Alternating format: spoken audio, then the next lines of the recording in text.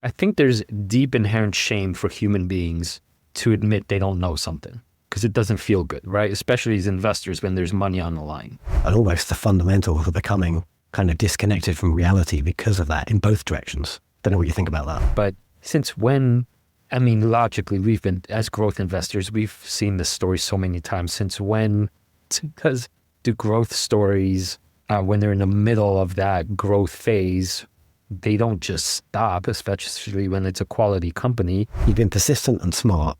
I think you know your trajectory is European. And so you just bought the stables next door this morning, I understand. Congratulations. For an advertising-free version of this show, check out wallstreetwildlife.com.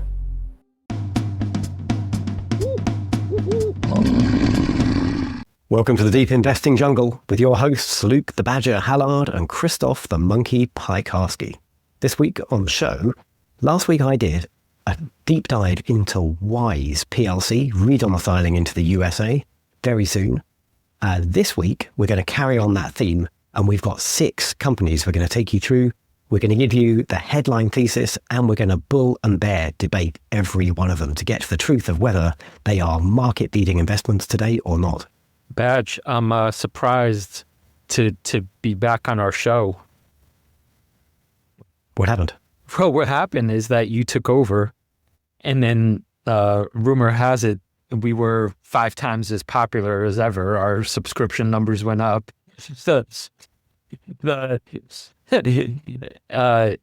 So when you do control for the variable, the only thing that was missing was me. So I thought when I was going to log in to record, that I was going to be all of a sudden locked out due to, password error. Yeah, you've been told you've been made redundant, like you can't get in through the toll gate at the front of the building. Yeah. We need you. It's not really much of a show with just the Badger. Well, so Monkey made his yearly pilgrimage over the Atlantic, and I am now back in my beloved donkey house, as I affectionately call it, so I'm a little bit confused as to my identity. Am I a monkey? Am I a lion? Am I an ass? But for you, I wore this shirt, which in Sicilian translates for our YouTube videos or to our audio podcast listeners. It says, a donkey doesn't get lucky because it's beautiful. It gets lucky because it's persistent. That's smart. You've been, you the donkey, you've been persistent and smart. I think you know your trajectory is European. And so you just bought the stables next door this morning, I understand. Congratulations. Yeah, that's right. I'm expanding the cantina. Yeah, very good. I hope you're setting up a podcast studio in the new expanded Sicilian house. Although, it's funny, our listeners probably don't realize that I actually mean it literally, because we own an actual donkey tent with actual hay from the 18th century or 17th century. That's where you're going to sleep if you ever come to visit.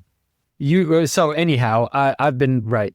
Apologies for missing last week. Life gets weird sometimes. How about you? What have you been up to? Yeah, I'm good. I'm traveling as well. I'm up in beautiful Scotland with a buddy this week. A lot of fun. It's a nice day today, but it's usually pretty rainy up here. But it's a glorious sunny day this afternoon. I'm cooking steaks tonight, and we're recovering from a hangover from 2 days ago still. Right. I can't even imagine what that must have entailed for you, the legend. I'm with the legend's legend at the moment, a very good friend, Tom. And that boy can drink. Okay, right. Tom and I... Amongst other legendary things, well, yes. Yes, indeed. This might tie into today's theme, because Tom and I went to a private poker game yesterday, which was great fun in the city. And I had a bit of a woeful time in the game. I really struggled. Great game, good setup, like loads of action, like pretty high stakes. It was a good environment. And I just couldn't make a hand. Nothing would work for me. I felt like 6 hours just getting beaten down. And like my confidence was like destroyed by the end. And I left at like 10 p.m. and Tom played till like 4 a.m. I couldn't get momentum in the game. Like, I'd try and make a play, it would just fall apart. I couldn't get anything working. Just how it is sometimes. Painful, it's annoying, but there we go. And now these guys all think I'm a complete fish.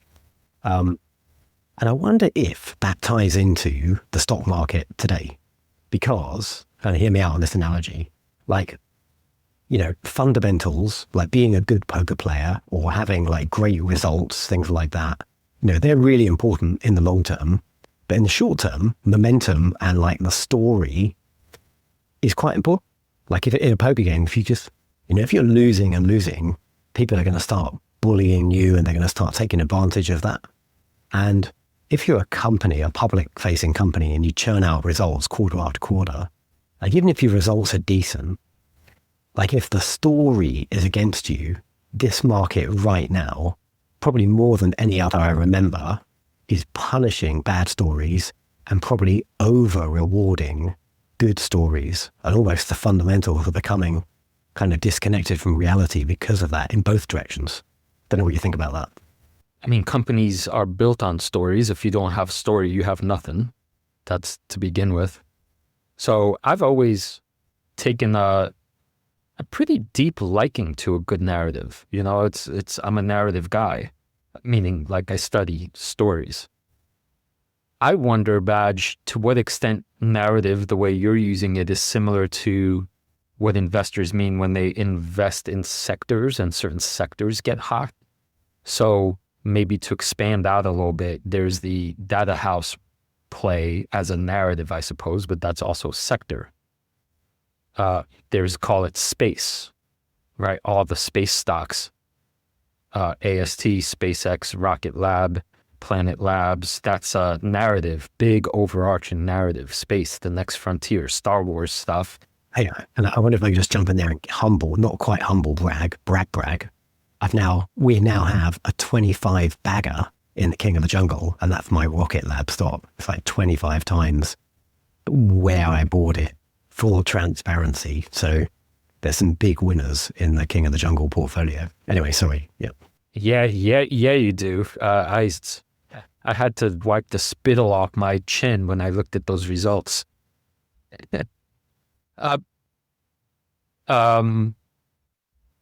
So to your point, right? I don't see.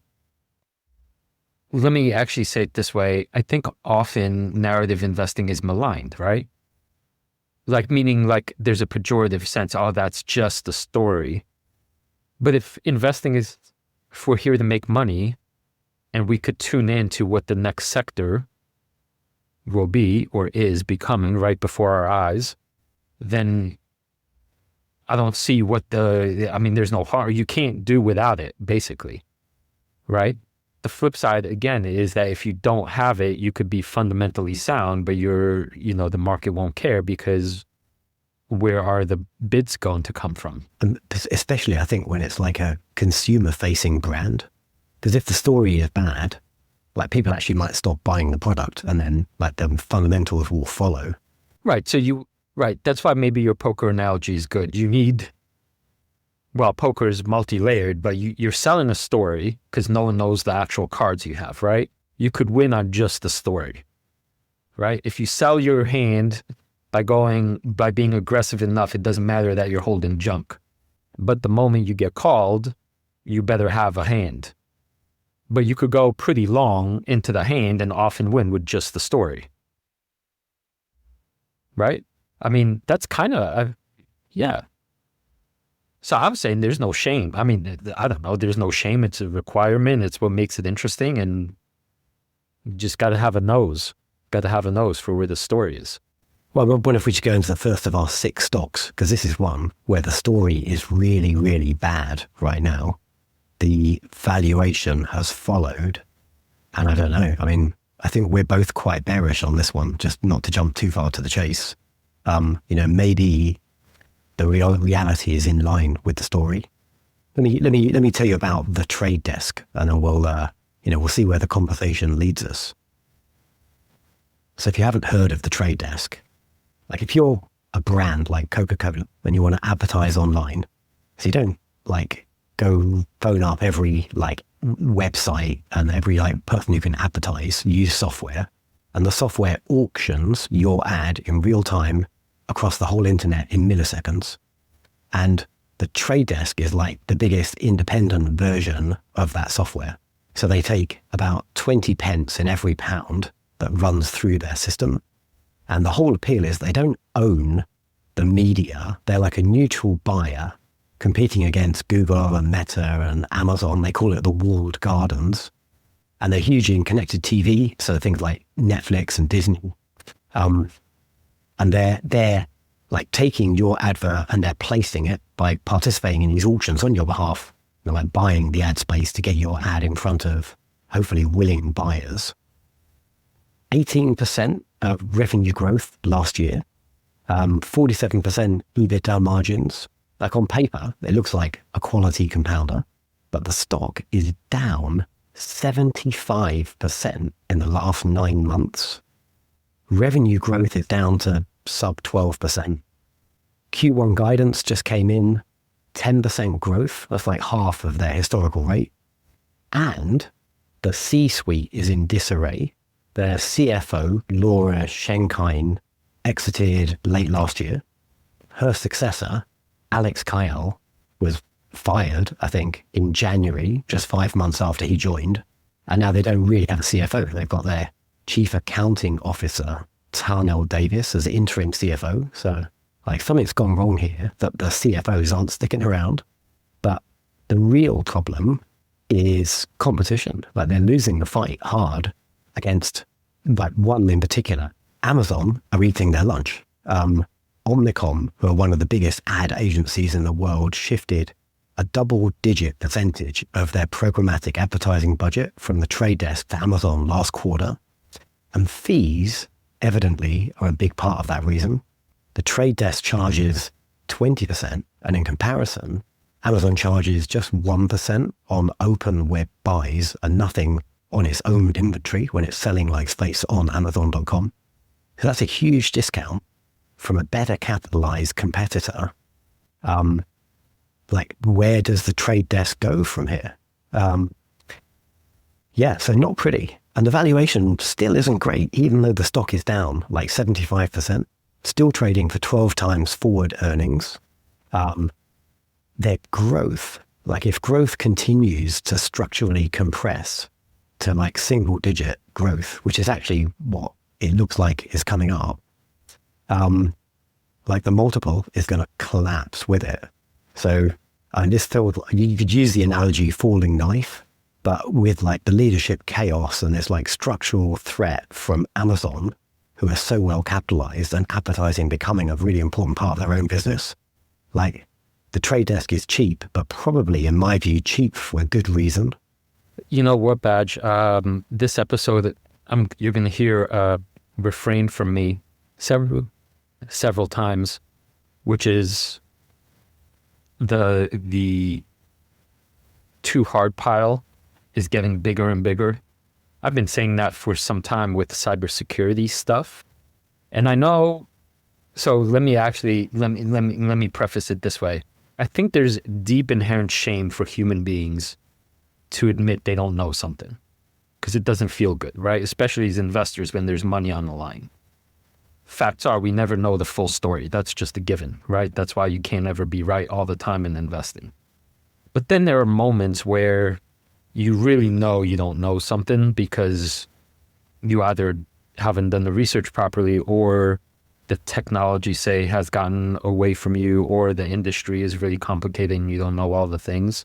I had this feeling about Trade Desk some years ago, a year ago, 2 years ago, where all of a sudden Amazon shows up. But I've studied this company for quite a bit. I used to be an owner, but I'd read the company slides, and at some point I lost the plot. I was like, I can't tell you whether what the CEO is telling me is true or not. And there are no curtains I could peel back and all of a sudden understand. And so I made good use of the too hard pile, and I'm going to start using it more liberally than ever, probably. And this easily falls into that category. And when our community bought the trade desk, I had a ill feeling in my tummy because I couldn't know one way or another. And all I had to do was go on the price chart, the technical chart, and boy, was it ugly. And, to me, this is a prime sell. Yeah, I'm with you on this one too. I was also a trade desk owner for quite a few years. And if I'm really honest, it was probably luck more than judgment that got me out, because I sold all of my ad tech holdings, the trade desk, Pubmatic, Magnite, I know, sort of middle of last year, maybe late last year, because my thinking was just, I'm not focused on this sector. I know what's going on. I know how it works, but I don't feel like I deeply understand advertising. And I got out, and then, the butt has fallen out of the market here. And I totally buy the bear case around Amazon. Maybe just they call them the walled gardens, but maybe advertisers just don't care, right? They don't care about walled gardens, the small gardens. They just want to get their ads in front of buyers. And if you're selling a consumer facing product, Amazon is a great place to do that, because it's high intent. People are on Amazon to buy. They're in a shopping frame of mind. So, it's hard to compete when you're the trade desk against these companies that just have bottomless war chests. And also reverse engineering this a little bit. Sure, Amazon doesn't, enters a lot of things, doesn't win them all. But nonetheless, something like advertising or something like having their tentacles in so many different domains, if they think this market is good enough or worth their time to really get after, and as to your point, they are endlessly capitalized. Yeah. The run to the bottom line is, I don't see how you sleep well owning the trade desk. If we just go back and look at the graphic we looked at just now, the market cap has fallen off a cliff. This was nearly a $60-something billion business. It's now a sub $10 billion business. And there's, naively, you could look at that chart and you could go, well, look, the green line go down so far, it's got to come back. And the story with the trade desk was, Jeff Green, the CEO, was always considered a world-class CEO. And, I remember being in investing communities where they would say things like, if you were a trade desk owner for a long time, you've suffered these massive drawdowns in the past, and the stock has come back. And on the chart, we can see one in, end of 2021, it fell off a cliff with all growth stocks as we were coming out of the pandemic, and the world was changing quite a lot. And it did come back for sure. But maybe this is fundamentally different. This is companies like Amazon showing up in the advertising game, and they weren't, it wasn't an interest to them in the past, and now they're there on the scene. Maybe, as I always say, what goes down can still go lower. And the floor for something like this is literally zero, right? I'm not saying the business is going to disappear, but, part of my thesis for the sell was large language models and AI just in disintermediating traditional style advertising. Well, I say traditional style, traditional advertising was billboards and stuff you saw in the commercial break on the Super Bowl. Now, traditional advertising is the pop-ups and the things you see in the sidebar when you're browsing the internet. Well, in my mind, when I sold, the complexity, the two-part part for me was the future advertising is people just talking to their AI assistant, which might be in the headphones, it might not even be a screen, but, wanting to achieve some outcome, and their agent goes and achieves that outcome for them. Well, future adverts will be optimized to AIs, not to humans, to try and encourage them to recommend the thing to their user as part of the outcome they're pitching. And so, does the trade desk business model, is it even relevant in that new world where the internet may just literally not even be screens? It might be a world like that sci-fi movie Her, where people are just, they're just plugged in permanently. Right. Hence the too hard pile. No, my motto this episode: no shame in the too hard pile. For there are 5,000 companies out there, why do you have to hang your hat on something that is so fundamentally unknowable at this moment? All right. Okay. So I hope our beasties come to their senses and issue a sell on this thing. Well, we're not putting our fingers on the scale. Like if you're in the community on Patreon, on Wall Street, that's right.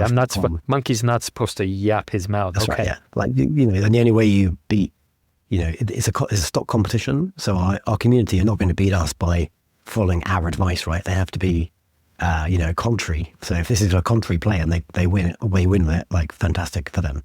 All right, Badge. I have a little bit of an analogous take on your trade desk, though maybe not as dire. But I was surprised by the conclusion I reached when I prepped for this. I'm talking about Lemonade, ticker symbol LMND.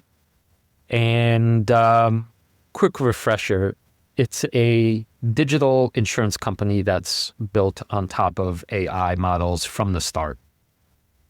Weave that together with our delight for narrative, and in all transparency, Monkey, when I bought this for my King of the Jungle portfolio, it's the narrative that sold me. The narrative around how the company was built, the CEO, the fact that insurance is this infinite market. I love I love the colors of their branding. I love the way they present their metrics. There's so much that they get right about narrative. And so interesting thing happened. And there you see two metrics. The in-force premium, which is the pink line, that is essentially their name for all the collective insurance premiums they keep at one time. So you could see that that's growing gingerly up and to the right. And then on top of that, you have the value of the company, which right now sits at about 4 billion, a little over 4 billion. What's noticeable, actually, just looking at this chart, is that for 2 years there, the market cap was actually quite close to the pink line, the in-force premium, and then the valuation started to really run ahead. That gap widened. And so that is a concern for the company. We'll come back to that. Very strange price action, Badge, when they reported last week. I think it was last week. On the surface, the metrics looked great. Revenue of 258 million, up 71% from a year ago. Customer count growing 23%. In-force premium up 32%, gross profit up 159%. Basically, by every standard metric, company looks great. After hours, I think it shot up over 10% or so. So, yay, Lemonade's finally making good, went the story. Fascinating that following the after hours, the stock plummeted in the other direction. So why would that be? First of all, that is, I think, legit market manipulation of sorts, where the algos make it seem like the numbers are all great, and then next day, all of a sudden, the institutions come in and just sell massive quantities, and retail gets hosed in the process. Here's what I think the market was not happy with once the numbers were processed. Side note, this is where I'm going to invoke the too hard pile, because one, I'm not native to the insurance business. I don't have a fundamental good sense of great versus merely okay versus, like what the red warning lights necessarily would be. But there's also all these, every quarter it seems like there's new complications that come up and new, and by the way, asterisk. So this quarter, there's something called the ceding rates, which is apparently insurance companies take insurance out on their own insurance, and that basically Lemonade lowered the amount of insurance they were buying, which artificially inflates their revenue. So when you basically take away the lower expenses on the ceding rate thing, the revenue number looks to be not 71%, but 31%. So it's a little bit like financial engineering stuff going on behind the scenes. That's point one. there's also this thing called CIA, Customer Investment Agreement, which is basically when Lemonade borrows money in order to reinvest for growth. Right. So they're taken in cash. And when I was looking at the conversation between the bears and the bulls, the bears are saying, look, we're free cash flow positive, which the company itself reported on their chart. But this is very similar to stock-based compensation argument where they're saying, yeah, but you actually borrowed that money. You didn't like make it. So that's not actually free cash flow. And when you subtract that, free cash flow looked to be negative 4 million rather than positive 17 million. Third is actual stock-based compensation looked to be about 8% of revenue. So to the tune of 95 million. So here's the summary badge. When I look at this company under one paw, I see, yes, impressive frontline newspaper metrics.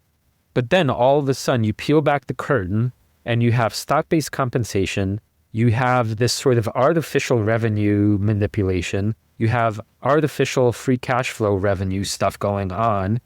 And immediately I have personally, as an investor, this sinking feeling where I'm not smart enough really to know, call it the truth of the stability or robustness of these numbers.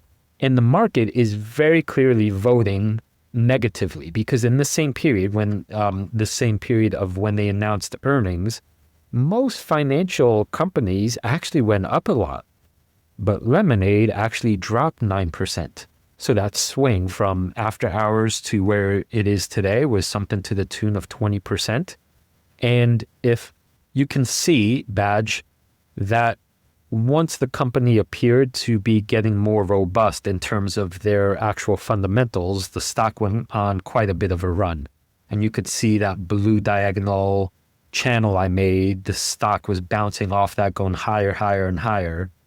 And then recently, and this is a weekly, recently since the last two earnings, it basically fell and is now touching the lower end of this, what looks to be channel where the valuation is kind of compressing. You could kind of see that between the two pink lines, which are the volume weighted average price.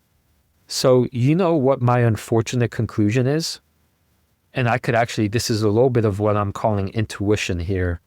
Despite the loss ratio improving, and this is actually the loss ratio is kind of the end all and be all for insurance companies. Like how much of the insurance premium do they get to keep?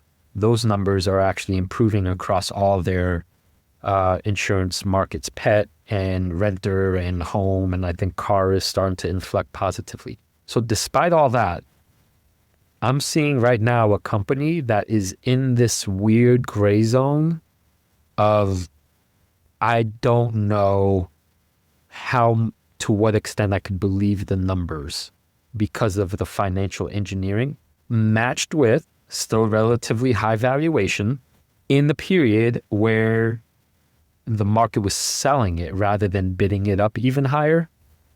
And my own conclusion was, I would not, if I wasn't an owner, I would not buy it in this moment. And because I am an owner and king of the jungle, and mostly I bought it for the narrative, I'm actually looking, I'm quite confident I'm going to sell 2 out of my 3 shares, which, sorry for the long monologue, in the king of the jungle, we're modeling, right, the thought process behind it.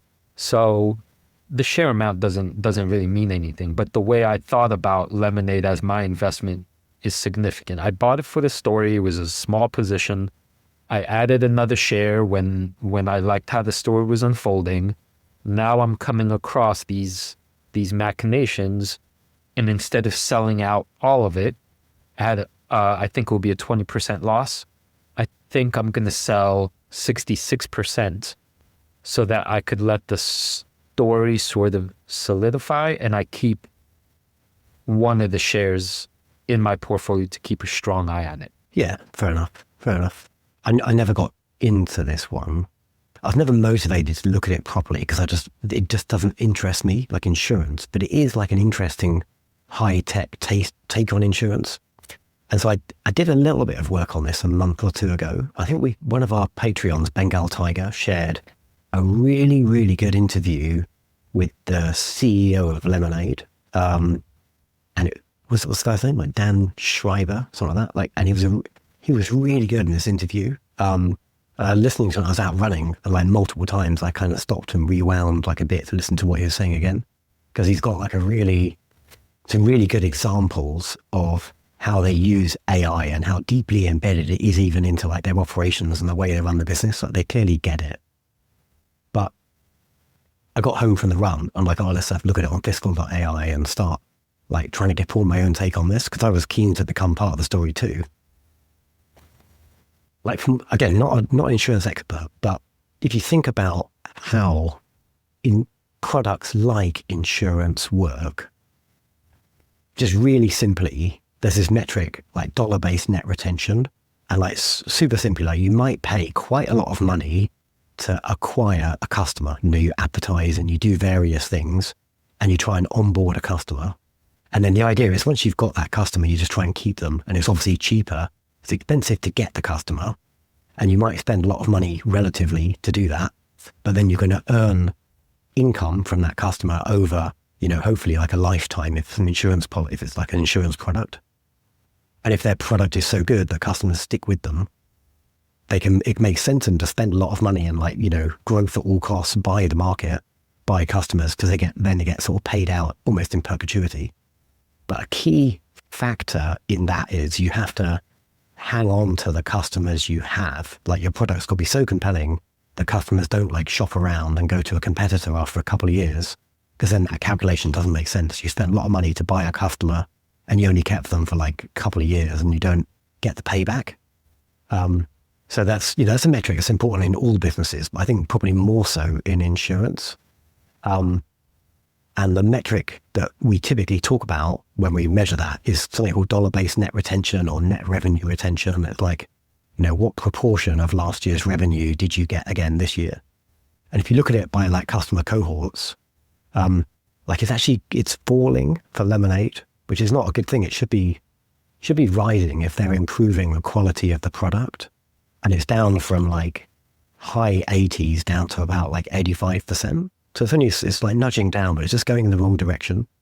And I don't know that we're seeing, I'm not an expert enough in this company. I don't know we're seeing that particularly in the numbers today, but that is, if that continues to go south, that's the kind of thing that could really like undo their business model and undermine Dan Schreiber's claims about like how good this is and how customers love the product.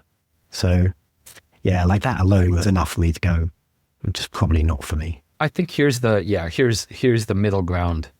Right now, I think there's a honest battle between the bears and the bulls. Like, can Lemonade get its flywheel going fast enough where it could basically make enough revenue to take that cash and use it to acquire future customers, and then round we go? If they can't do it fast enough by leveraging, you know, the interconnections of all the different cross-selling, then their margins won't ever be what they were promised to be. Now going back to your narrative point, I always wondered, or I always thought that the key to this being a massively successful investment or not is it the case that because they built the foundations to be AI native, that they have this sort of insurmountable moat that the other legacy players can't ever duplicate or catch up on? Right. If that is true somehow, or true enough, then the insurance market is so ginormous that to go from this 4 billion company to say 40 would be, you know, that's a 10x right there, and that'd still be a drop in the bucket of the insurance world. But I'm not convinced, not knowing what I don't know, like what's preventing the big behemoths from also doing a bunch of AI stuff? And sure, they won't be as quick, they won't be as agile, they won't be as pretty, blah, blah, blah. But if they crawl their way there, right, then making very pretty slides the way Lemonade does won't be enough to, you know, make this a winning investment given the high stock-based compensation and all of these financial shenanigans. So if we're right about this, I think we'll have plenty of time to enter once this re-enter once this kind of hazy stretch is in a rearview mirror. So I'm feeling more and more confident that selling here, even at a 20% loss, is the right move. Keeping one share, eagle eyes on it, and I'll be the first to buy back once things look a little bit more robust. Again, and speaking directly to our Patreons here, rather than like our thousands of YouTube and podcast subscribers, we're not putting our finger on the scale with this one. You know, you guys believe in it. You voted into the portfolio. Like, you know, lean into the differences and like be happy with this pick, even though Krzysztof is selling it and I chose not to buy it. I do fundamentally think this makes sense as a story. But like, a bit like you, like it could still be like the wilderness for a couple of years before we start to see the business turn around. You know, the only thing I didn't really put my, I don't have a strong enough understanding of what's happening in the car market. And I know Tesla's partnership is not a small thing. So again, the story is incredibly compelling. It's like there's a reason I bought it, and there's a reason I want to keep following it. I'm not selling completely out, but anytime, sorry for saying it one more time, I don't think there's any shame in saying here in this moment, it's just too hard for me to know one way or another. So I have other places for my bananas. So I'll take a little haircut and redeploy and buy back later. We shouldn't be too negative on this. Let's just sort of steel man the bull case on this. And like really the crux of that Dan Schreiber episode that had me like rewinding, if I remember correctly, was like his point that we have like great AI technology, but we have so much more data than every other insurer because we've got, you know, like we're literally recording how someone enters, does the application, and we know what mobile device they're on, and we see how quickly they're entering stuff, and are they thinking about it, and they type something and they deleted it and they retyped it. And we're forming, you know, we have like thousands of data points compared to like 100 or sub 100 data points that other insurers have. And because of that, we are able to price risk more effectively than our competitors. And in the long run, that means we have a better product. Like we'll be able to kind of undercut essentially our competitors because we can price risk more accurately. And fundamentally, this is, you know, there isn't much stickiness about customers in insurance. Like people will generally go to the best value product for them. And if Lemonade can price insurance better, then they can offer better value insurance to their customers. They should win. But it could be a long journey before we see that play out. So I think it's a good story. But right now, I'm kind of with you. Who knows? Well, actually, Badge, I'll end with another positive note. Speaking of long stories, they've been promising positive EBITDA for some time, 2 years, I think. They reiterated by fourth quarter of this year. So it's not a long ways away before we could kind of see, is this company actually able to stand on its own two financial legs? So it is a great story. It's a fascinating company. It's enjoyable to own. Just I don't like the weird financial machinations at the moment. So it's okay. I'll come back. Well, there were two companies who done up front that we're both pretty bearish on in the round. Let me pick up one now that I think we're both quite bullish on, and maybe possibly we disagree with the market right now. But let's at least do a good story, like something happy in this episode. And it's a good happy one because it's like saving lives. Brilliant. We're making good use of dead people, which is, not many businesses do that. So TransMedics, ticker TMDX. So when someone dies, they hopefully, were able to donate like a heart or a lung or some organ. And today, typically, the hospital has hours, not days, to get that otherwise healthy heart, let's say, from the donor patient to the recipient, and literally save lives with that organ, because the organ just degrades quickly, like within a matter of hours. Today, like 80% of donated hearts and 70% of donated lungs are non-viable. They can't be used because they can't get to a matching patient in time.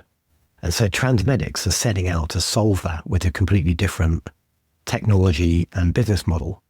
So they built a portable machine that acts like a artificial body. So it pumps warm oxygenated blood through the organ and keeps it alive. And even in some cases makes it a slightly healthier while it's in transit, which could be, like a day, 20 plus hours. And they have their own airline as well in the US, and they're starting to build that capability in Europe, which means that they can fly these organs from one hospital to another, keep the organ viable during the flight, and then make better use of those donated organs, which is certainly good for the patients. They have about 22 planes now. They employ surgeons. They run the whole logistics chain end to end. It's kind of like Uber for organs on top of the machine itself. And so the result of this is now in markets served by TransMedics, 96% of lungs are viable. And that's versus 20% if you use a competing product, which is literally like a cool box that you might take for a picnic. That's kind of how TransMedics competitors kind of transport their organs. So this is a great business model. Revenue up 37%, like that they're redefining this category as a medtech provider. But the stock has cratered. It's down about 40% in the last couple of months. Q1 results dropped 2 or 3 days ago. Revenue grew 21%, but earnings per share were down. And as a result, the ass has fallen out of the stock. It's a shame they don't do ass transplants because they need a new ass on this stock. So the stock is down. I don't even know what it is today. It was 14% overnight, I think. But this is what's really going on. If you're just algos, you don't understand this part of the story, because the company is deliberately investing in growth. They're spending hard this year as they try and set up their European end. And I think it's somewhere in Italy is where they kind of set up their first center, and they're starting to build the base of their European flight network. They've got a new product out called CHOPS, which is kind of in some ways, ironically, a better version of the cold storage. And they needed that for a couple of reasons. There are some organs where that does make sense, so then they can compete in a wider set of markets. But interestingly, they also needed them because they needed a control arm in a trial with the FDA, so they could show how their organ transplant system was better than cold storage. And none of their competitors would let them use their cold storage device to do this comparison. So they just built we'll do it our own damn selves. Yeah, that's right. Yeah, they did it. And they're going to use that to prove, we've got this ice thing, but look how much better our perfused oxygenated transport system is. So yeah, they're having to spend a lot of money, but they're doing it in the right way, and they're doing it in a smart way because they're investing in the future. And I think it's hard to argue with the benefits, certainly if you're on a transplant list, the benefits of this company kind of growing and really getting established. There are risks. There's a competitor, Terumo, who bought Organ OX for $1.5 billion. That now, they're building an airline around that. So, other players are coming to the market, potentially better capitalized players are coming to the market. But this is I think this is in some ways it proves the market. This is a good sector to be in, and TransMedics are still leading the charge. So, I really like this one. This was originally your stock. You kindly allowed me to pitch it for our King of the Jungle review this year. And I added to my position just before earnings, and then, I've lost a ton on that particular trade. But long term, I'm pretty happy with this, and I might even consider adding to my TransMedics position again.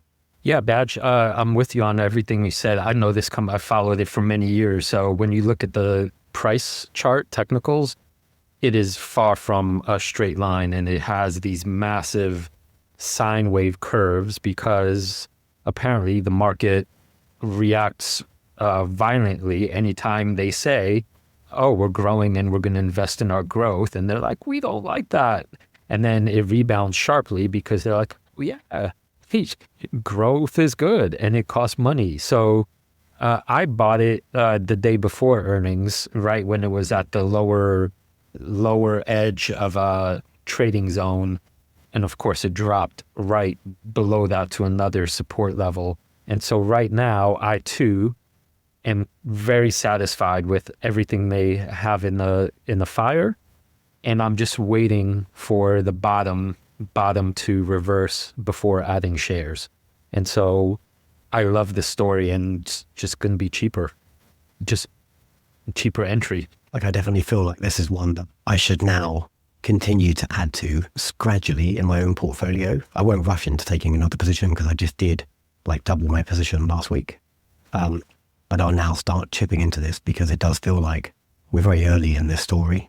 Yeah, you mentioned that they're also updating their systems to version 2.0, which also has these massive expenses. So it's just the expansion, their airplanes, the upgrades, the new organs, the new cold storage system. It is a massive year of expenditure, which obviously crushes margins. But since when, I mean, logically, we've been, as growth investors, we've seen this story so many times. Since when do growth stories, when they're in the middle of that growth phase, they don't just stop, especially when it's a quality company. And Transmedics has shown time and again that the stock price comes back once, I don't know, the market gets over its fit, is all I could say, really. Let me talk about IREN, which is another one of our community stocks and one of Monkey's own. I think it's actually my top holding in the King of the Jungle portfolio. At least it was until this morning, when right before recording, I briefly caught a glimpse that there was another note offering, convertible debt.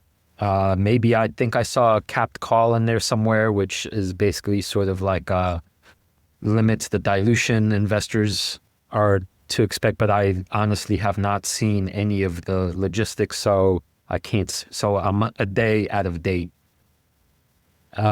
What is IREN? Well, IREN, if you remember, is what I think of as the world's best company that made the transition from leveraging all its energy and power from mining Bitcoin to using it for AI infrastructure purposes. And the guys who built this company were basically a few years ahead from everybody else in procuring the land, the power, the permits, and starting to build things out. So they have more gigawatts basically of the main AI bottleneck than any other company in the world. If our investors could show the fiscal AI IREN chart, I put up three stats here.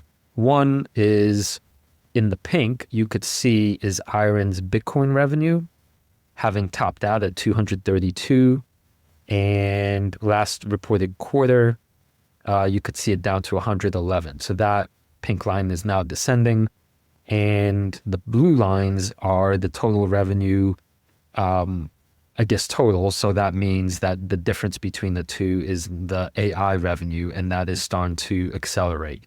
So the company is well on its way to being, I think, a pure AI play. As of before today, when IREN reported earnings after hours, it shot up immediately. I think it was close to 20%. And that badge, I don't know if you caught wind, is because IREN announced a $3.4 billion contract with none other than NVIDIA. And so at the moment, this kind of is the crux of Monkey's thesis, that the finances here remain complicated. They still have to fund all these GPUs. They still have to fund, it's a hardware business. I mean, it's massively expensive, especially with the amount that they're looking to expand into.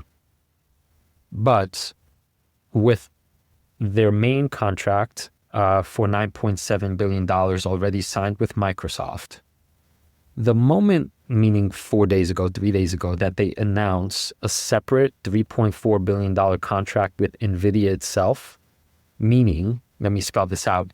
NVIDIA itself is becoming a customer of IREN, looking to rent GPU capacity from IREN for its own purposes. So basically, IREN is becoming a hyperscaler itself. I'm going to synthesize all this and say that my main thesis point at the moment is that when the world's most valuable company, aka NVIDIA, is betting on you to provide them with the power necessary for their own AI projects, Badge, they want you to succeed. And so this data space is now filled with a lot of competitors. I own 5 of them in my King of the Jungle portfolio. 2 that I think are world-class and 2 that I think are small cap, up-and-comers. I think all of them are going to win because of the bottleneck. It's a very simple equation in my mind. Demand, supply, imbalance, they're going to find a way. But it's a whole nother level to me, again, when NVIDIA is the one backing you to the tune of billions of dollars. With one of these partnership notes was that as part of this deal, NVIDIA has the right to buy up to 30 million shares of NVIDIA at 70 a share. Currently, it's at 56, bringing in another 2.1 billion of capital. In other words, it's kind of one of those structured deals. You scratch my back, we scratch yours. So honestly, the fact that the local results were subpar in terms of the actual revenue they brought in, which was 145 million down from 184. There's basically the margins were squashed. They had a net loss, all temporary stuff, excusable given the growth and the investment in CapEx and so forth. When I think of why this is my top holding, I think of this as being more of a proof is in hand. NVIDIA would not mess with a company to this size if it was not looking at it as the go-to company that's going to make our AI dreams a reality.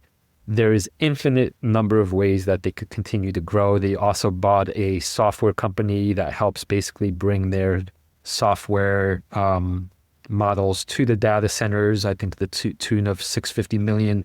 They're looking to expand in Australia, where they're originally from. So there's all this expansion. We know we're just at the beginning innings. The main bear, if I could interrupt my bullishness, comes from a little bit from what I caught a peek of this morning. This note offering is new. They just had the earnings call 2 days ago. There's this feeling of a lack of transparency. They knew they were working on the deal. So once again, from the investor seat, it's like, okay, even more dilution. So anyway, what I'm saying is there's this mixed feeling of, yeah, we know the deals are complicated. We know the world's top players are involved. You can't tell us everything. And at the same time, is there a fast one being pulled on us based on, the too much dilution? They've been smart about it before versus now. I can't quite tell. I haven't read the deal this morning. But there's also this stuff about how frequently they say one thing and now they're pivoting to another. We don't need software, but now we're buying a software company. So I honestly was thinking of trimming in my King of the Jungle portfolio, and that's mostly because it grew to an outside position to 30% on these massive gains. Now that it's down 8% this morning, I'm not sure, but I think I'm going to continue sitting on my hands.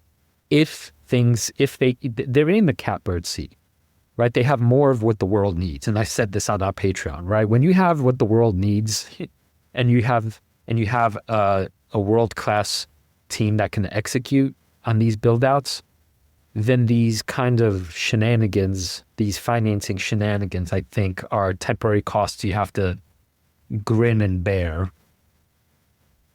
as the build out continues for the next coming many, many years. So my sense is that really, I don't know, the valuation is kind of rich. But 2 years from here, 3 years from now, you know, when the gigawatts keep coming online, this could continue. They could continue, you know, adding the revenue in the billions and billions of dollars. So I'm staying put, neutral to bullish outlook given all the things combined. NVIDIA really though is now they're partners. They're intertwined. And let's revisit something you told me when you pitched this company the first time, because one of my challenges was, well, if they're so tightly tied to Bitcoin, I know it's less so now. If crypto falls off a cliff, that's going to hurt them. But I think your rebuttal was that they don't hold the Bitcoin, like they mine it with their data centers, with their capacity, and then they're just selling it straight away. So crypto has taken like a nosedive south, but that hasn't really impacted their profitability as a business. Yeah, I mean, they made less money than they would have had Bitcoin not dropped 40% or 50%. Sure, but remember, market is always forward-looking, and no one's investing in IREN based on Bitcoin earnings anymore. And the blue ocean in front of this company is bigger than, it's as large, I guess, as they and NVIDIA can make it. Because really, if you think about it, NVIDIA, the world is now built on NVIDIA chips. I guess AMD too, but those two, right? And then all the land and power, and it's years, right? We keep hearing years of backlog to get everything plugged in. So the Bitcoin stuff kind of is immaterial. So I don't know. You know, we used to be, well, you're still an NVIDIA shareholder, right? You know, Jensen and company they're not messing around. And you know, every time they've invested in what Jensen himself said, our ecosystem, right? He's very careful to say it this way. NVIDIA knows its chips are useless without the capacity to be plugged in somewhere. So they invested in multiple kinds of these infrastructure companies. Now it's very clear with this investment in the billions of dollars that it's an ecosystem thing and you can't have one without the other. So I feel pretty good. I almost feel like I'm investing in NVIDIA again, actually. Kind of like, I don't know if that's, I mean, they're inseparable now, literally, financially and in terms of narrative. Yeah, okay, I hear you. But if I just, you know, if I was to give like a devil's advocate take on that, like NVIDIA invested $3.5 billion with them. They've essentially got like another $2 billion option to invest more. Like even if they exercise that option, $5 billion is like not remotely material to NVIDIA. I know it's very, very, very material to IREN, but you know, NVIDIA is like a multi-trillion-dollar company. This doesn't, it may not say much about it from NVIDIA's perspective. And I would be surprised if NVIDIA are not investing in multiple data center, like supply chain companies, because they just need the world to have more data center capacity, because they're basically, you know, building their own customers in some ways. Yeah, no, that's true. That's why I think Jensen is very transparent about our ecosystem and the multiple partners it has. Yeah. But I need to double check this. I correct me if I'm wrong, add an asterisk here. I think this was the largest investment. I hope I'm not wrong about that. But regardless, you know, certainly who here, Badge? Maybe when you're sitting at the poker player, you don't mind lighting 3.4 billion on fire. But for the rest of us mortals, like any loss is, you know, not a good thing. So all right, good. Well, again, so we had two companies at the top of the episode that we're both kind of negative on. It's good to have two companies at the back end of the episode that we're both quite positive on.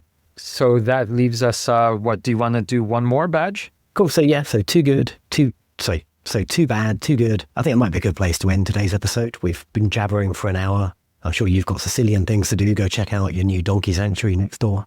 And I need to try and win back some of my poker losses from my buddy Tom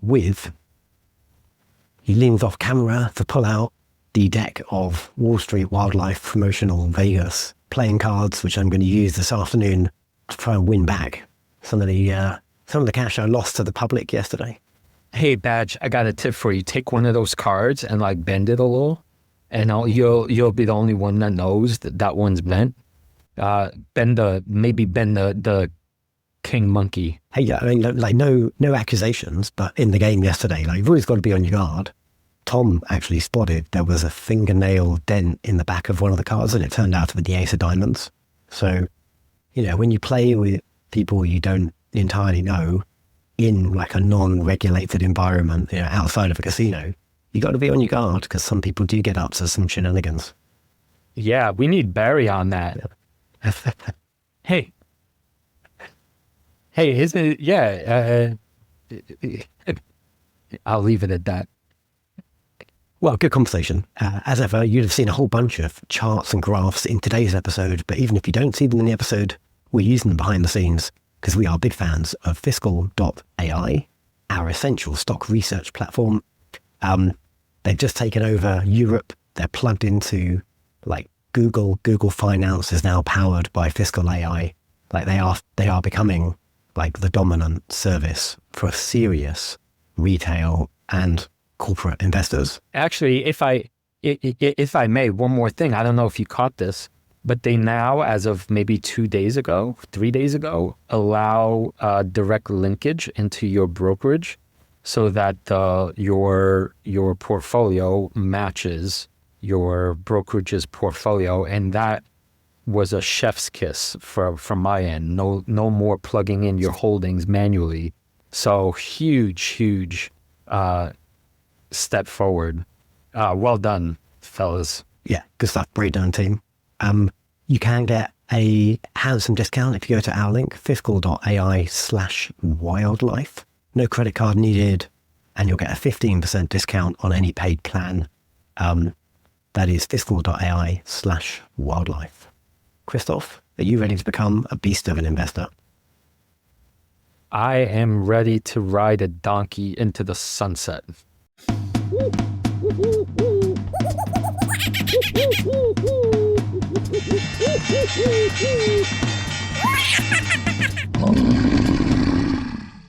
A reminder that the people on this program may hold positions in the companies that are mentioned. Buying and selling stock carries financial risk, which could include loss of capital. The views in this program should not be taken as personalized advice. Before acting on any of the information provided, listeners are encouraged to consult a financial or tax professional.